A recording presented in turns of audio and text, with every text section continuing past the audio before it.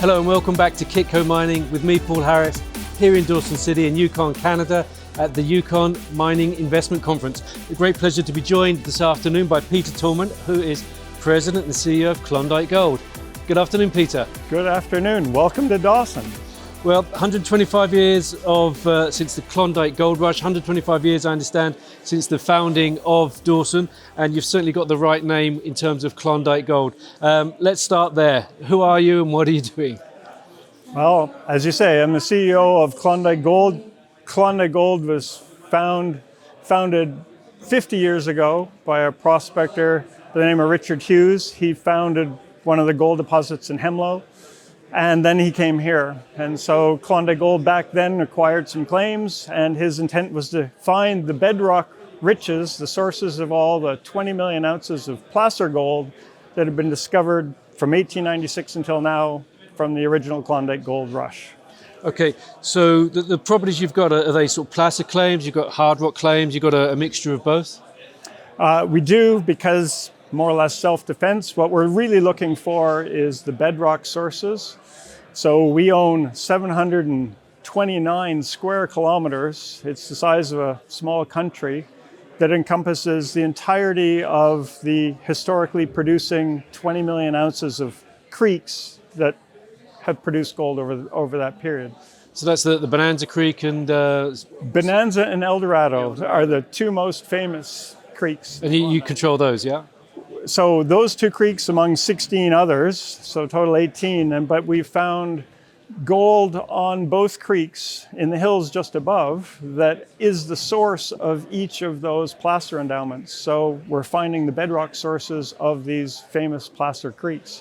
Obviously, a lot of gold historically was shed off of those, out of those hard rock sources and into the creeks. And, you know, being here in Dawson, you pick up various interesting facts and tidbits. One which really struck my mind, particularly in this day and age, is the old timers used to measure the amount of gold in ounces per pan. I mean, that seems to be incredibly rich. Today you can get a few grains in a pan. So that must have been really, really crazy. Well, so we're on El Dorado Creek. The discoverer of El Dorado Creek originally was a fellow by the name of Anton Stander. And he and four prospecting partners were the people who originally found gold there. It was a muddy little thing. The four of them left and became the kings that hit Seattle, and that's when the news got out. Anton stayed because he'd fallen in love with a dance hall girl, and he gave her a milk pail of bird's eye nuggets a month for 3 years. Think about that now. It's a milk pail, a steel milk pail full of gold nuggets. They're gems now. And he was one of the richest people in the Klondike at the time. That must have weighed several kilos. So as a gift, she asked him for a necklace the height of herself. She was a strapping 6-foot tall lass. And so this necklace is a 12-foot nugget necklace that he fashioned for her and gave it to her as a present. I don't know how she kept her head up personally, but it's an amazing thing to think about. Yeah, anyway, he was in love, right?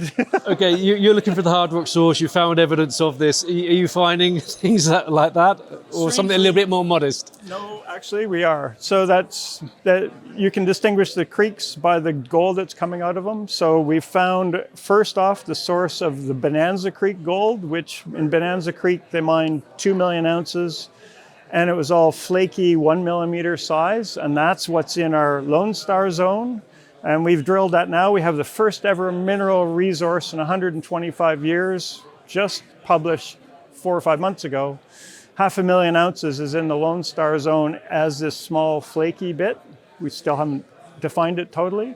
Coming over to the El Dorado side, El Dorado had 3 million ounces of coarse nuggets mined from it over time. And that's what we call it the Stander zone in honor of Anton Stander and his milk pails. But that's all coarse, nuggety gold, that is in bedrock. And you're finding that in bedrock, yeah? We go and hammer on quartz veins and nuggets fall out. I have an example here behind me, yeah. Okay, we'll have to go and get that on stage. So that's quite must be fascinating, but what's the plan for this year? in terms of the exploration plan and advancing the projects, advancing the company? So Klondike Gold, under my tenure, I've been CEO now for this is my 10th year.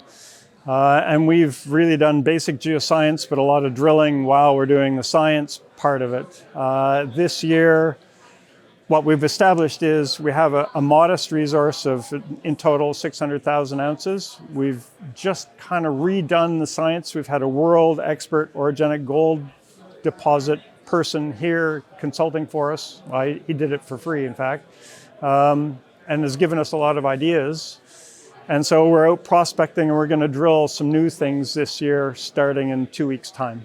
Okay, and what do you hope that drilling will do? Is that to sort of add to the resources, further expand the potential?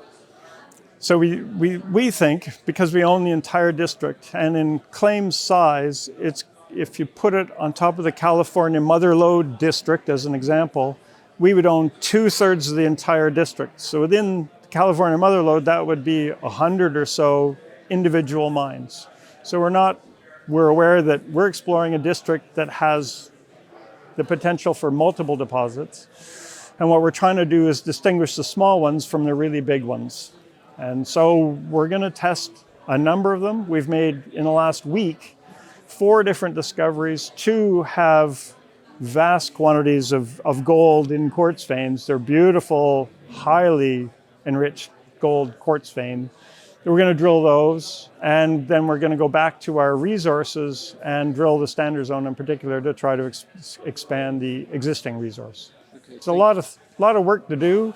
We have an abundance of targets and really a short period of time, because winter here is tough to do it all in.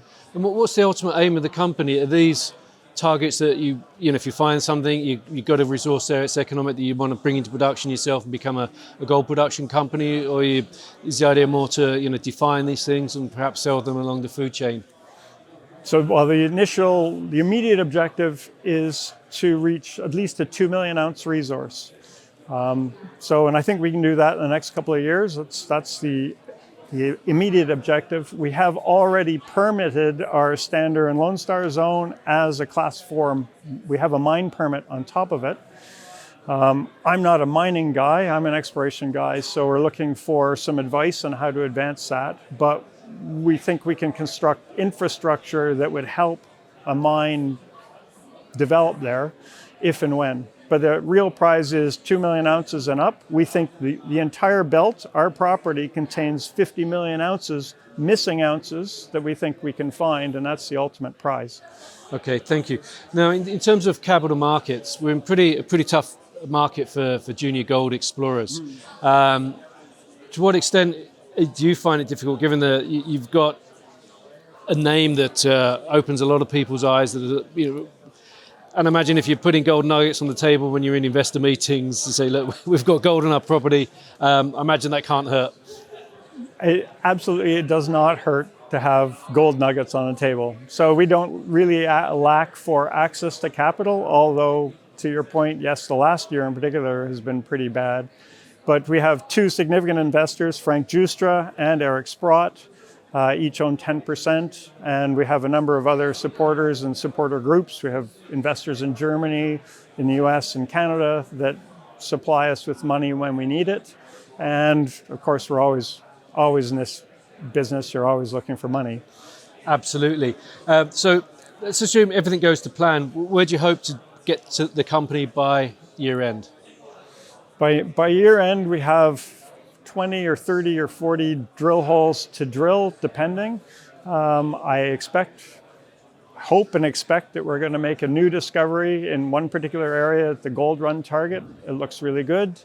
And then I hope that we will expand our Standard Zone mineral resource along strike. It's wide open in every direction anyway.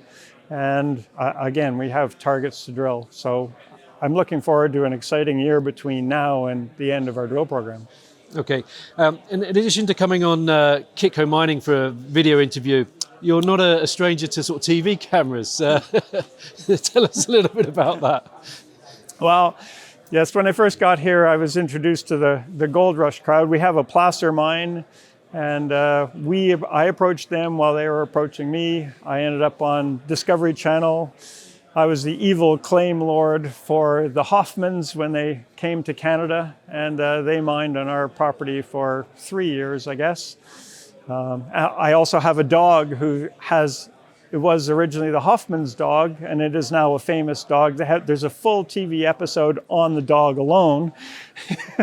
But yes, it's been fun. You don't strike me as an evil claim lord. That's what they told me. They said I had to swear, I had to do stuff, and I went, well, that's entirely out of the question, but sure, whatever you want. Yeah, evil claim lord I am.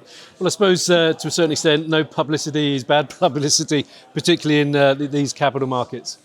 At that time, they were going to mine it, and they're mining our ground, paying a 10% royalty to us, so it was gold income as well, and then TV exposure on Discovery Channel, Gold Rush.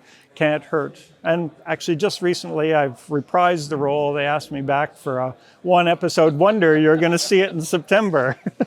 Excellent. Well, I look forward to that. Peter Tallman, President and CEO of Klondike Gold, thank you very much for joining us this afternoon. It's been a pleasure. Thank you. And stay tuned to Kitco Mining for more from the Yukon Mining Investment Conference.